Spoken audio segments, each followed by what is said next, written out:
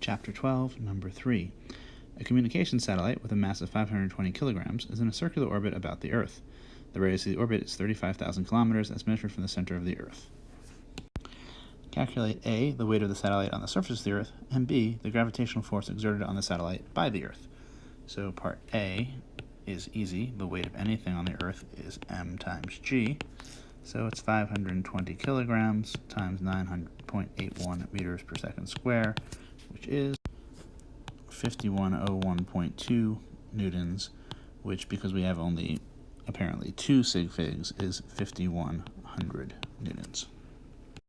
And part B, calculate the gravitational force exerted on the orbiting satellite by the Earth. So that's going to be F sub g at the distance they gave us, which is g times the mass of the Earth times the mass of the satellite over the distance squared, which is going to be, go all the way over here, g, which is 6.67 times 10 to the minus 11 Newton meter square per kilogram square, times the mass of the Earth, which is 5.97 times 10 to the 24 kilograms, times the mass of the object, which is 520 kilograms, all over that distance squared, which is 35,000 kilometers, and a kilometer is 1,000 meters, but then squared.